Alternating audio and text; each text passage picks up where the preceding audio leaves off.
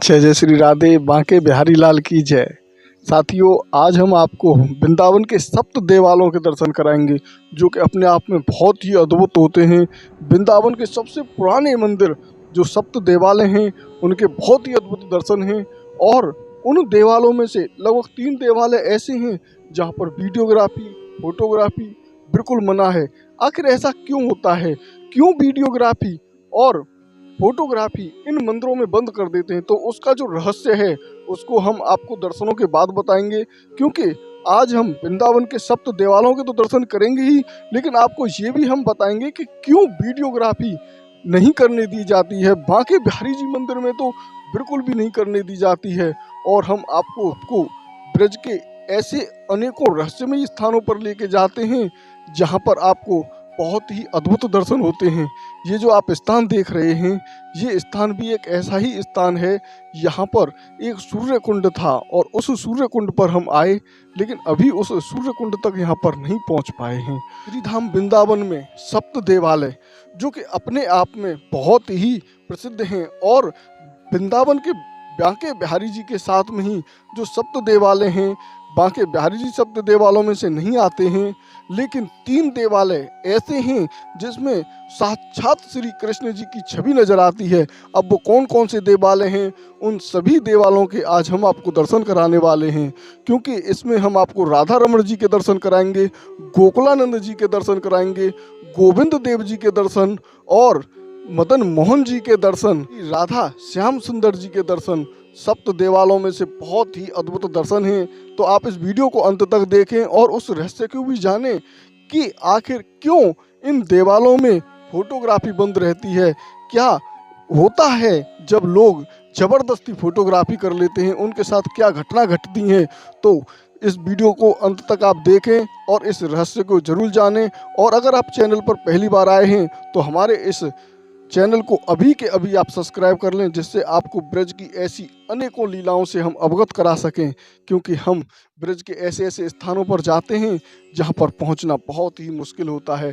ये आप रास्ता देख रहे हैं, इस कच्चे रास्ते से हम मथुरा से वृंदावन के लिए जा रहे हैं, और ये कच्चा रास्ता आगे जाके यहाँ पर कट गया है बाढ़ की वजह से, जिसकी वजह से अब हमें यहाँ से लौट कर जाना पड़ेगा और दोबारा से हम वृंदावन जाने के लिए दूसरा मार्ग चुनेंगे, क्योंकि ये रास्ता बहुत ही अद्भुत था, बहुत ही सुंदर। यहाँ पर पेड़ लगे हुए थे, कदम के वृक्ष लगे हुए थे, ऐसा लग रहा था जैसे हम द्वापर काल में चल रहे हों। लेकिन कोई दिक्कत नहीं है, हम पहुँचते हैं श्रीधाम वृंदावन और आपको कराते हैं सप्त देवालयों के दर्शन। राधे राधे। जो वर्णन है उसके अनुसार गोविंद देव का मुखारबिंद, गोपीनाथ का वक्षस्थल और मदन मोहन के चरण, ये तीनों भगवान कृष्ण से मिलते हैं बिल्कुल। और तीनों के एक साथ दर्शन करने से भगवान कृष्ण कैसे थे इसका आभास। साथियों, ये जो आप दर्शन कर रहे हैं, ये कर रहे हैं गोविंद देव जी के दर्शन, और इसे लोग भूतों के मंदिर के नाम से भी जानते हैं। ये 7 मंजिला मंदिर हुआ करता था किसी समय पर, और ये मंदिर 1590 ईस्वी में बनके तैयार हुआ। लेकिन मुगलों ने जब इस मंदिर को देखा, क्योंकि इसके ऊपर एक बहुत बड़ा दीपक था, बहुत बड़ी लौ जलती थी, लगभग 50 किलो घी उस दीपक के अंदर आता, और यहाँ पर छोटे छोटे दीपक भी बने हुए हैं, उन दीपकों में भी घी डलता और इस मंदिर को जगमग हुआ बहुत ही अद्भुत तरीके से देखा जाता था उस समय पर। जब मुगल बादशाह औरंगजेब दिल्ली से आगरा की तरफ जा रहा था तो उसे ये मंदिर नजर आया, क्योंकि ये बहुत ऊंचे टीले पर भी बना हुआ है, आज भी टीले पर विराजमान है। तब उसे ये नजर पड़ा तो उसने कहा कि इस मंदिर को तुड़वा दो, क्योंकि हमारी मस्जिदों में तो इस तरीके से दीपक ही नहीं जलाए जाते हैं और दोबारा मुझे ये नहीं दिखाना चाहिए। तब मुगलों के सेनापतियों ने इस मंदिर को तोड़ने की बहुत कोशिश की, लेकिन वो ऊपर की मंजिलों को तो इन्होंने उड़ा दिया। बहुत बड़ा बारूद और विस्फोट इस मंदिर में किया गया। पीछे की दीवार इसकी बिल्कुल ख़त्म हो गई थी, लेकिन आज वो दीवार बनवा दी गई है मसाले से। लेकिन जो हमारी प्राचीनता है वो आज भी यहाँ पर खड़ी हुई है, और बहुत ही बड़ा ये विशाल मंदिर है गोविंद देव जी का। तो बढ़ते हैं आगे की तरफ और कराते हैं आपको गोविंद देव जी के अंदर से दर्शन, जो कि अपने आप में बहुत ही अद्भुत हैं। तो साथियों, ये आप देख रहे हैं, यही वो पीछे की दीवार है जो अब बनाई गई है, और यहीं पर गोविंद देव जी के चरण भी यहाँ पर विराजमान हैं। आप चरणों को प्रणाम करें और हम भी चरणों को प्रणाम करके आगे की तरफ बढ़ते हैं गोविंद देव जी के दर्शनों के लिए। जैसे ही हम मंदिर के अंदर आते हैं तो यहाँ पर ये झूला लगा हुआ है, और इस झूले में ठाकुर जी विराजमान होते हैं जब कोई उत्सव होता है। तो ये आप देख रहे हैं गोविंद देव जी के बहुत ही अद्भुत दर्शन, जो कि अपने आप में अलौकिक दर्शन हैं और दिव्य दर्शन हैं। ये गोविंद देव जी बहुत ही, मतलब कहें कि जयपुर के जो लोग हैं वो तो गोविंद देव जी को बरसों से पूजते आ रहे हैं, और जयसिंह जो यहाँ के राजा थे उन्होंने भी इनका पूजन किया, और आज भी पूजन हो रहा है, क्योंकि जब आक्रमण हुआ तो इनको लेके जयपुर ही चले गए, जो कि करौली धाम में। और अब हम पहुंच चुके हैं मदन मोहन जी के दर्शनों के लिए। ये आप देख रहे हैं, ये भी मंदिर इसी तरीका से खड़ा हुआ है, और सप्त देवालयों के प्रमुख ठाकुर मदन मोहन जी वैष्णव संप्रदाय के मंदिरों में से एक है। इसका उल्लेख है 1647 में ये इसका निर्माण हुआ, और मंदिर के बारे में जो प्रचलित कथा है उसके अनुसार यमुना जी के किनारे एक कि उनके सभी मंदिरों को जो सनातन गोस्वामी जी थे वो बैठा करते थे, और यहाँ पर एक पानी का जहाज अटक गया, और सनातन गोस्वामी जी कृष्ण जी की सेवा करते थे। तो कृष्ण जी गए और उस नाविक से बोले कि मैं तुम्हारी नाव को चालू कर दूंगा। तो कृष्ण जी ने उस नाव में एक ठोकर मारी और वो नाव आगे बढ़ गई। इससे प्रसन्न होकर वो जो व्यापारी था वो नमक लेके जा रहा था। जब वो नमक लेके जा रहा था तो उसका जो नमक था वो कपूर बन गया, और फिर उसने उस कपूर को बेच के बहुत पैसा कमाया, और उस पूरे पैसे को यहीं पर दे गया। और फिर इस मंदिर का बहुत बड़ा जीर्णोद्धार हुआ। और ये आप कर रहे हैं राधा दामोदर जी के दर्शन। राधा दामोदर जी के बहुत ही अद्भुत दर्शन हैं। यहाँ पर हमेशा ही 56 भोग का प्रसाद लगता है, और ये प्रसाद बंटता भी है। यहीं पर सबसे पहले आप श्री गोवर्धन जी की शिला के दर्शन करेंगे, जिस पर श्री कृष्ण जी के चरण भी छपे हुए हैं। ये अपने आप में बहुत ही अद्भुत और दिव्य दर्शन हैं। तो ये आप देख रहे हैं श्री कृष्ण जी के चरण यहाँ पर छपे हुए हैं गोवर्धन शिला पर। और अब यहाँ पर पीछे की तरफ अगर आप देखेंगे तो कितने सुंदर और मन को प्रसन्न करने वाले ये दर्शन हैं, और यहाँ आके भक्तजन एकदम से प्रसन्न हो जाते हैं। उनकी सभी समस्याएं जैसे खत्म सी हो जाती हैं, क्योंकि इनकी मुस्कुराता हुआ चेहरा अपने आप में बहुत ही दिव्य है। और इनके मंदिर के पीछे ही सनातन गोस्वामी जी और छेऊ गोस्वामी जी के दर्शन हैं। यहाँ पर आप देखेंगे चैतन्य महाप्रभु जी के दिव्य दर्शन, ये आप यहाँ पर देख सकते हैं। ये गोपाल भट्ट गोस्वामी, शील रघुनाथ गोस्वामी, सनातन गोस्वामी और रूप गोस्वामी, जीव गोस्वामी ये यहाँ पर विराजमान हैं, और चैतन्य महाप्रभु जी यहाँ पर अपनी लीलाएं कर रहे हैं। इसके बाद में अब हम पढ़ते हैं और अगले सप्त देवालयों में से एक श्री राधा गोपीनाथ जी के मंदिर में ये गोपीनाथ जी के दर्शन हैं, जो कि निधवन के बिल्कुल बराबर में, राधा रमण जी मंदिर के बिल्कुल पास में, और गोकुलानंद जी के मंदिर के पास में। इस मंदिर की कथा भी इसी तरीके से है।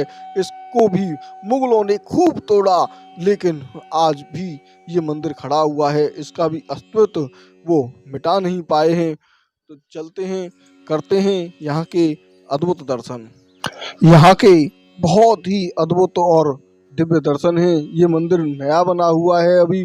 पहले का जो मंदिर था वो पूरा तोड़ फोड़ के मुगलों ने तबाह कर दिया। तो यहाँ पर जैसे ही मंदिर प्रांगण में आगे बढ़ते हैं तो यहाँ पर हमेशा कीर्तन चलता रहता है, और बड़ा ही अद्भुत माहौल इस मंदिर का बना रहता है। यहाँ पर दर्शन करके बड़ा ही आनंद प्रतीत होता है। राधा गोपीनाथ जी के अद्भुत और दिव्य दर्शन आप कर रहे हैं। अब यहाँ के थोड़ा सा ही आगे चल के राधा रमण जी और गोकुलानंद जी बिल्कुल पास पास में ही हैं। लगभग ये मंदिर तीनों एक ही स्थान पर हैं, ये मान सकते हैं आप। लगभग 20-20, 50-50 कदम चलने के बाद में ही ये मंदिर स्थापित हैं। तो अब हम बढ़ते हैं गोकुलानंद जी के भव्य दर्शन और दिव्य दर्शनों की तरफ, जो कि सप्त देवालय में से एक हैं। और यहाँ पर जब आप वृंदावन में आएँ तो इन सप्त देवालयों के दर्शन जरूर करके जाएं, जिससे कि आपको अधिक से अधिक लाभ हो सके। ये सप्त देवालय यहीं पर सनातन गोस्वामी जी की तब ये भूमि बहुत ही अद्भुत है। यहाँ पर भजन कुटी भी है। सनातन गोस्वामी जी की समाधि भी इसी मंदिर में बनी हुई है। तो चलते हैं मंदिर के अंदर के प्रांगण में, और यहाँ पर हम देखेंगे कि ये प्रांगण भी बहुत बड़ा बना हुआ है। काफ़ी बड़ा ये मंदिर है, लेकिन लोग राधा रमण जी मंदिर तो चले जाते हैं, लेकिन यहाँ बहुत कम लोग आ पाते हैं। तो जब आप वृंदावन आए तो गोकुलानंद जी के दर्शन जरूर करें, जिससे आपको बहुत ही अद्भुत शांति प्राप्त होती है। और ये गोकुलानंद जी के दर्शन कर रहे हैं आप। बड़े ही सौभाग्य की बात है कि आज आपने वृंदावन के सप्त देवालयों के दर्शन किए हैं, और इनमें सबसे छोटा स्वरूप श्री राधा रमण जी का है। तो उसके दर्शन कराने से पहले हम आपको श्री राधा श्याम सुंदर जी के दर्शन कराते हैं, जो कि अपने आप में बहुत ही अद्भुत और दिव्य दर्शन है। ये श्री राधा श्याम सुंदर जी के आप दर्शन कर रहे हैं। ये भी सप्त देवालयों में से हैं। और यहाँ आने के लिए आपको बांके बिहारी जी के जो मंदिर में आप जाते हैं, और अंदर लोही बाजार में जब आएंगे आप, तो वहीं पर ये आपको मंदिर मिलेगा, जो कि अपने आप में बहुत ही अद्भुत है। यहाँ की आरती हो रही है, और ये कर रहे हैं आप अंतिम दर्शन श्री राधा रमण लाल जी के, जो कि सबसे छोटा स्वरूप वृंदावन में माना जाता है। और ये मंदिर की जो मूर्ति है ये कहीं गई नहीं, हमेशा यहीं पर रही, क्योंकि बहुत छोटा स्वरूप होने की वजह से मुगल इनका कुछ नहीं बिगाड़ पाए।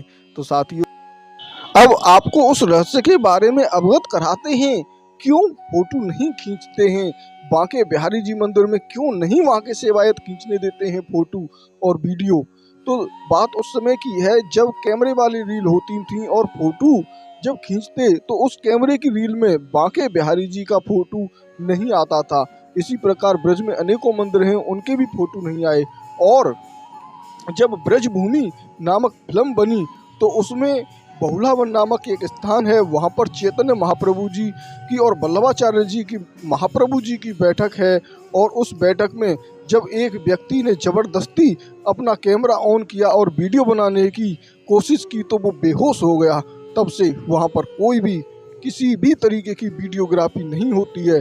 लेकिन बांके बिहारी जी यहाँ ब्रज से बाहर नहीं जाना चाहते हैं, और इसीलिए वहाँ पर फोटो नहीं खींचने दिया जाता है, किसी भक्त का अनिष्ट न हो।